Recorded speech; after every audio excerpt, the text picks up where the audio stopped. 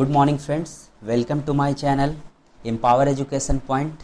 तो आज आप लोग के लिए मैं द लॉस्ट चाइल्ड के लिए आपका पार्ट सेकंड लेकर आया हूँ इस वीडियो में, ठीक है। और इस वीडियो में हम लोग देखेंगे आगे, ठीक है, जहाँ तक आपको पढ़ा दिए थे, ठीक है। मतलब एक बच्चा जो है अपने पेरेंट्स के साथ फुटपाथ पे चला जाता है। तो अब यहाँ से हम लोग देखेंगे, he ran towards his parents gaily and walked abreast of them for a while, being however soon left behind, attracted by the little insects and worms along the footpath that were teeming out from the hiding places to enjoy the sunshine। कहने का मतलब है कि एक छोटा सा बच्चा रहता है जो अपने पेरेंट्स की ओर प्रसन्नता से भागा चला गया और कुछ देर तक उनके साथ ही चलता रहा और वह पीछे छूट रहा था, ठीक है। लेकिन फिर उसका ध्यान कहाँ गया? फुटपाथ पर निकलते हुए कीड़े मकोड़ों पर गया, ठीक है। और वे कीड़े मकोड़े क्या कर रहे थे? लिखा हुआ है कि attracted by the little insects and worms along the footpath that were teeming out from the hiding places to enjoy the sunshine. यहाँ पे टीमिंग आउट का मतलब होता है टू पावर और इम्प्टी, मतलब कमिंग आउट, बाहर निकलना। जैसे वे जो कीड़े निकल रहे थे वो धूप सेकने के लिए बाहर निकल रहे थे। कहने का मतलब है कि कीड़े मकोड़े जो होते हैं वो अंदर से रह करके मतलब रहते हैं, लेकिन वो बाहर निकल रहे थे धूप सेकने के लिए, ठीक है। तो इसी तरह से हम लोग आगे बढ़ते हैं, ठीक है। और वह क्या करने लगा? बच्चा क्या करने लगा कि जमीन में से बाहर मतलब जो कीड़े निकल रहे थे उसको देख रहा था और वह लगातार उसे देखने लगा, ठीक है। फिर क्या होता है कि come child come, his parents called from the shade of a grove where they had seated himselves on the edge of a well, he ran towards them. और बच्चों यहाँ पे हम लोग आगे बढ़ रहे हैं। कहने का मतलब है कि फिर से उसके पेरेंट्स उस बच्चे को बुलाया क्योंकि वह फुटपाथ पर रुक गया था। क्यों? क्योंकि और वे लोग पेड़ों के छांव में एक कुएं के साइड पर रेस्ट कर रहे थे। उसके जो पेरेंट्स थे वो क्या कर रहे थे? ग्रूव मतलब होता है कि ए स्मॉल वुड और अ ग्रुप ऑफ ट्रीज, मतलब एक छोटे से पेड़ों का झुंड। मतलब वहां पे उसके पेरेंट्स छांव में क्या कर रहे थे? इंतजार कर रहे थे, वेट कर रहे थे, आराम कर रहे थे, ठीक है। और वह अपने बच्चे को इंतजार कर रहे थे, बुला रहे थे। और जैसे ही वह अपने बच्चे को बुलाएं तो वह बच्चा भागकर पेरेंट्स की ओर गया। तो इससे क्या पता चलता है कि वह बच्चा बार बार अपने पेरेंट्स से छूट रहा है, बार बार वह पीछे रह जाता है और कोई ना कोई चीज देखने लग जाता है और उसके पेरेंट्स आगे चले जाते हैं, ठीक है। अब आइए, ए शोर of young flowers fail upon the child as he entered the grove, and forgetting his parents he began to gather the raining petals in his hands. But lo, he heard the cooing of doves and ran towards his parents shouting, the dove, the dove। The raining petals dropped from his forgotten hands। और जैसे ही वह बच्चा Grove में inter करता है, Grove मतलब होता है एक छोटा पेड़ों का झुंड, मतलब पेड़ों के छांव के पास जहां उसके पेरेंट्स उसे वेट कर रहे होते हैं, उसे ग्रूव का नाम दिया गया है। तो ठीक है, तो और वह फिर से डिस्ट्रैक्ट हो गया। बच्चा क्या हो गया? वह डिस्ट्रैक्ट हो गया। जो फूलों की बरसात हो रही होती है एकदम ऊपर से, वह उसे देखने लगता है, ठीक है। और वह फिर से डिस्ट्रैक्ट हो गया, मतलब छूट गया और वह पेटल्स को इकट्ठे करने लगा। कहने का मतलब है जो फूल का जो गुच्छा गिर रहा था वो हाथ में लिए हुए था, ठीक है। अभी वह पेटल्स क्या कर रहा था? इकट्ठा कर ही रहा था कि उसे डब्स की आवाज सुनाई दी। डब्स एक बर्ड का नाम है जो एज अ सिमिलर टू पिगोन, ठीक है, कबूतर जिसको बोलते हैं। कूइंग का मतलब होता है, यहाँ पे ध्यान दीजिएगा, but lo he heard the cooing of doves and ran towards his parents. मतलब कहने का मतलब है cooing is a sound which is produce by dove. जो कूइंग साउंड निकल रहा था वो किसके द्वारा निकल रहा था? डब्स के द्वारा, ठीक है। और जैसे ही वह डब्स की आवाज सुनी, अपने पेरेंट्स की ओर भागता हुआ गया और कहा, डब्स डब्स, देखो डब्स है यहाँ पर। और जो पेटल्स इकट्ठे कर रहा था वह उसके हाथ से गिर जाता है। जनरली ऐसे ही होते हैं छोटे बच्चों के साथ, ठीक है। एक बच्चा जो होता है वो क्या करता है, खेलने लगता है, घूमने लगता है और वह पीछे छूट जाता है, ठीक है। वो एक चीज करने लगते हैं और दूसरे चीज को भूल जाते हैं, ठीक है। अब हम लोग आगे बढ़ेंगे। Come child come, they called to the child who had now gone running in a wild capers round the banyan tree, and gathering him up they took the narrow winding footpath which led to the fair through the mustard fields, ठीक है। अब देखिए कम child का मतलब फिर से आवाज आता है, किसके द्वारा, उसके पेरेंट्स के द्वारा। They call to the child, वे बच्चे को क्या कर रहे हैं, बुला रहे हैं। Who had now gone running to the wild capers round the banyan tree. कहने का मतलब है कैपर्स का मतलब यहाँ पे कुछ हम लोग समझते हैं कि एक प्लेफुल स्कीपिंग मूवमेंट्स होता है, जैसे कि एक राउंड सर्किल में गोल गोल क्या करना, करते हुए घूमना, डांस करते हुए घूमना, ठीक है। हम लोग क्या कर रहे हैं, मतलब वो जो बच्चा है वो डांस कर रहा था, बनियान का ट्री था और पेड़ों की छांव में वो वहां पे रुक कर घूमने लगता है, ठीक है। अब इस बच्चे ने क्या किया कि एक बनियान ट्री था, इसने इसे गोल गोल चक्कर लगाने लगा और उसके पेरेंट्स ने उसे बुलाया और उन्होंने उसे गोदी में उठाया और फुटपाथ पर चलते हुए मस्टर्ड फील्ड को क्रॉस करते हुए वो वापस अपने फेयर में चले गए, ठीक है। अब आइए मस्टर्ड फील्ड्स तक हो गया है। अब हम लोग आगे देखते हैं। As they neared the village the child could see many other footpaths full of throngs converging to the whirlpool of the fair, and felt at once repelled and fascinated by the confusion of the world he was entering। कहने का मतलब है जैसे ही ये लोग गांव के पास पहुंचे उन्होंने क्या देखा कि बहुत सारे लोगों की झुंड है, बहुत सारे लोगों की क्या है, झुंड लगा हुआ है। थ्रॉन्ग्स मतलब हम यहाँ पे बताएं कि भीड़ होता है, और कन्वर्जिंग मतलब किसी जगह पे मिलना, ठीक है। कन्वर्जिंग मतलब क्या होता है, मिलना, मतलब मीटिंग एट अ पॉइंट, एक स्थान पे लोग क्या कर रहे थे, मिल रहे थे। और देखिए आगे हम लोग देखते हैं, जो कि मेले की ओर वे लोग क्या कर रहे थे, जा रहे थे, और उसको एक ऐसी फीलिंग हुई, ठीक है, एक ऐसी फीलिंग हुई कि जो भीड़ के लोगों को देखकर डर गया था। जैसे अचानक बच्चा क्या होता है कि भीड़ में जाता है तो वो क्या होने लगता है, सकपकाने लगता है, उसे डर होने लगता है, ठीक है। और वह मेले के प्रति बहुत आकर्षित हुआ।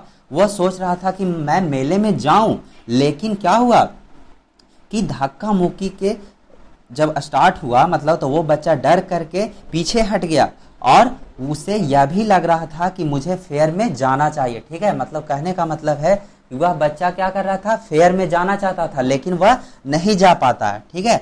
अब देखिए, A sweet meter sellers hawked gulab jamun, rasgulla, barfi, jalebi at the corner of the entrance, and a crowd pressed round his counter at the foot of the architecture of many colored sweets decorated with leaves of silver and gold।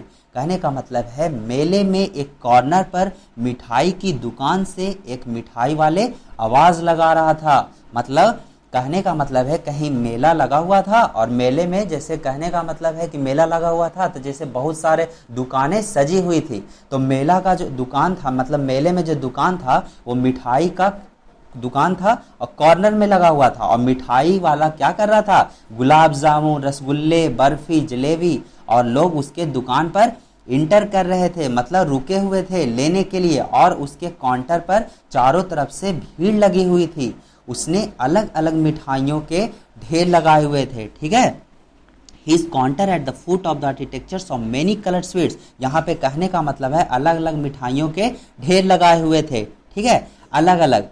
और यहाँ पे लिखा हुआ है कि decorated with leaves of silver and golds, the child stared open eyed, his mouth watered for a barfi that was the favourite sweet. मतलब यहाँ पे बच्चा क्या कर रहा है, उसे स्टेयर्ड मतलब होता है यहाँ पे एकटक देखना, मतलब आंखें गड़ाई रखना, ठीक है। मतलब कोई भी चीज बच्चे को अगर जो खिलौना पसंद आ जाता है, मिठाई पसंद आ जाता है, तो बिना लिए हुए वो क्या चला जाता है, नहीं, वो जिद करता है, अपने पेरेंट्स से जिद करता है। मतलब वो खुली आंखों से देखता है और उसके मुंह में क्या हो जाता है, पानी आ जाता है, ठीक है। और वो कहता है कि बर्फी मुझे चाहिए, मुझे वो फेवरेट लग रहा है, मैं मुझे क्या, हिज फेवरेट स्वीट, मतलब बच्चे लोगों को क्या मिठाई बहुत पसंद होती है और वो क्या करता है, उसको खरीदना चाहता है, ठीक है।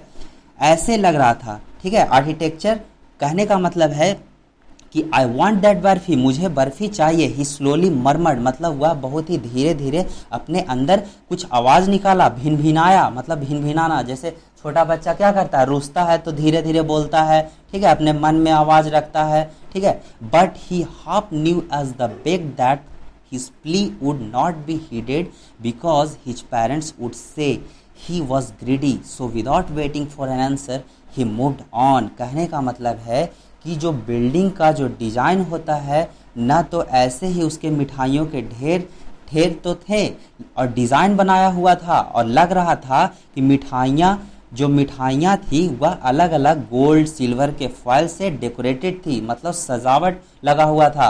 काफ़ी सारे बच्चे इस चीज़ से क्या थे, चीज़ से रिलेट कर पाएंगे कि बच्चे को मिठाइयों का बहुत शौक़ होता है। इस छोटे से बच्चे को भी बर्फ़ी बहुत पसंद थी। उसी तरह से वह बच्चा धीरे धीरे भुनभुनाने का आवाज़ निकाला और बोला कि मुझे बर्फ़ी चाहिए, मतलब धीमी सी आवाज़ में कहा, क्योंकि उसे डर था। क्या था, डर था कि उसके पेरेंट्स उसे लेकर नहीं देंगे, ठीक है। अब देखते हैं हम लोग आगे। तो बच्चे को आधे मन से उसको पता ही था, मतलब यहाँ पे लिखा हुआ है कि he want that barfi, he slowly murmured but he half new, मतलब आधे मन से उसे क्या था, पता ही था कि उसके पेरेंट्स उसे रिक्वेस्ट नहीं मानेंगे, उसे मिठाइयाँ नहीं दिलाएंगे, ठीक है।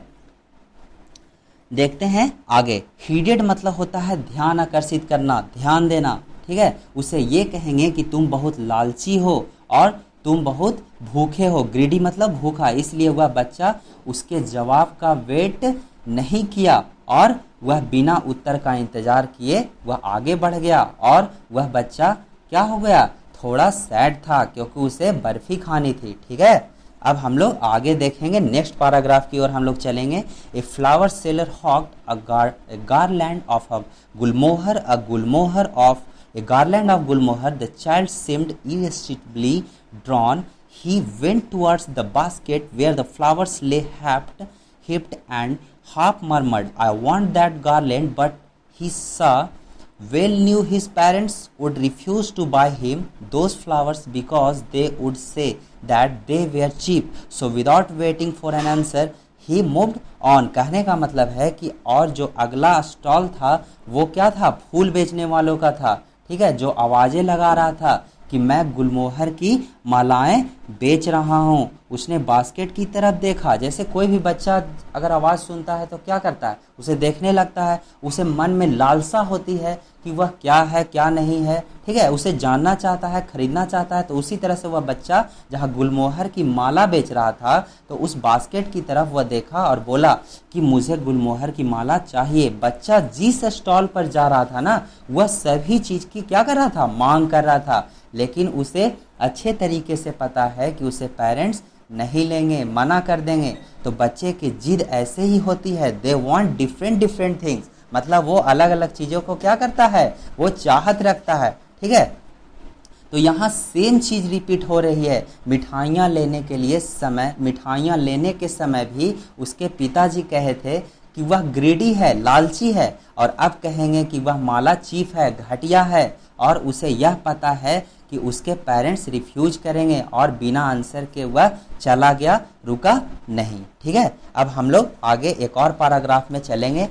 तो आइए हम लोग आगे देखते हैं कि a man stood holding a pole with yellow, red, green and purple balloons flying from it. The child was simply carried away by rainbow glory of their silken colors and he was filled with the overwhelming desire to possess them all।